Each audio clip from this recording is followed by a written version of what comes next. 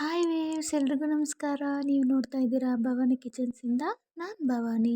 ಇವತ್ತು ನಾನು ತೋರಿಸ್ತಾ ಇರೋ ರೆಸಿಪಿ ಹೆಸರು ತರಕಾರಿ ಸಾಗು ಅಂದರೆ ವೆಜಿಟೇಬಲ್ ಕುರ್ಮಾ. ಇದು ಕುರ್ಮಾ ತುಂಬ ಈಸಿಯಾಗಿ ತುಂಬ ಕಡಿಮೆ ಇಂಗ್ರೀಡಿಯೆಂಟ್ಸ್ ಹಾಕಿ ತುಂಬ ರುಚಿಯಾಗಿ ಹೇಗೆ ಮಾಡೋದು ಅಂತ ಇವತ್ತು ನೋಡ್ಕೊಳ್ಳೋಣ. ಈ ಥರ ಸಾಗುಗೆ ಪೂರಿ ಚಪಾತಿ ತುಂಬ ಟೇಸ್ಟಾಗಿರುತ್ತೆ.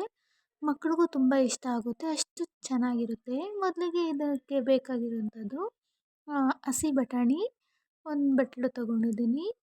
ನೆನೆಸಿರೋ ಬಟಾಣಿ ಹಾಕಿದ್ರೂ ಚೆನ್ನಾಗಿರುತ್ತೆ. ಮತ್ತು ಕಾಲಿಫ್ಲವರು, ಕ್ಯಾರೆಟು, ಬೀನ್ಸು, ಆಲೂಗಡ್ಡೆ, ಒಂದು ಸ್ವಲ್ಪ ನೀರು, ಉಪ್ಪು ಹಾಕಿ ಇದನ್ನು ಒಂದೇ ಒಂದು ವಿಸಿಲ್ನ ಕೂಗಿಸ್ಕೊಳ್ಬೇಕು. ಇದು ಒಂದು ವಿಸಿಲ್ ಕೂಗಿ ಮತ್ತು ನಾವು ವಿಸಿಲ್ನ ಹಾಗೆ ಬಿಟ್ಟರೆ ಇದು ಫುಲ್ ಸಾಫ್ಟಾಗಿ ಆಗಿಬಿಡುತ್ತೆ, ಚೆನ್ನಾಗಿರಲ್ಲ. ಇದು ಒಂದು ವಿಸಿಲ್ ಬಂದಿದ ತಕ್ಷಣ ಕುಕ್ಕರ್ ವಿಸಿಲ್ನ ಓಪನ್ ಮಾಡಬೇಕು. ಓಪನ್ ಮಾಡಿ ಹಾಗೆ ಬೇಯಕ್ಕಿಡಬೇಕು.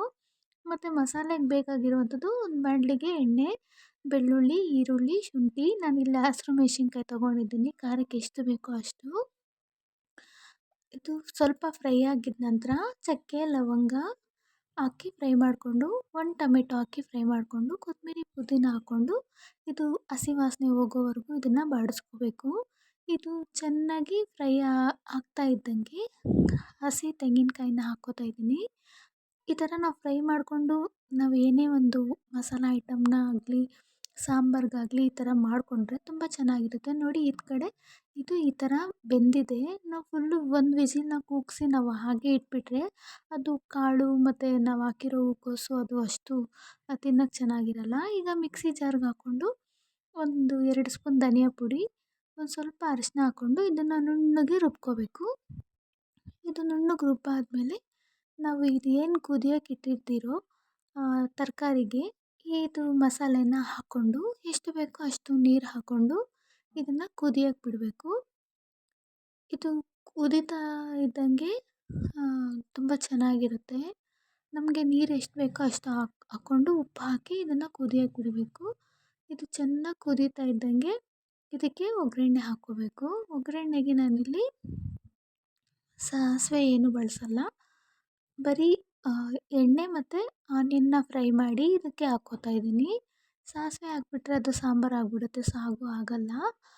ಸೊ ಇದು ಈ ಥರ ಎಣ್ಣೆ ಕಾದಿದ ನಂತರ ಒಂದು ಈರುಳ್ಳಿ ಕಟ್ ಮಾಡಿಕೊಂಡು ಫ್ರೈ ಆದಮೇಲೆ ನಾವು ಈ ಸಾಗುಗೆ ಹಾಕ್ಕೊಂಡ್ರೆ ತುಂಬ ಟೇಸ್ಟಾಗಿರುತ್ತೆ. ಇದರಲ್ಲಿ ನಾನು ಯಾವುದೇ ಪೌಡ್ರನ್ನ ಈ ಥರ ಗರಂ ಮಸಾಲ ಆ ಥರ ಏನೂ ಹಾಕಿಲ್ಲ. ನ್ಯಾಚುರಲ್ಲಾಗಿ ಸಾಗು ಈಸಿಯಾಗಿ ಮಾಡೋದನ್ನ ನಾನು ಇವತ್ತು ಹೇಳ್ಕೊಟ್ಟಿದ್ದೀನಿ.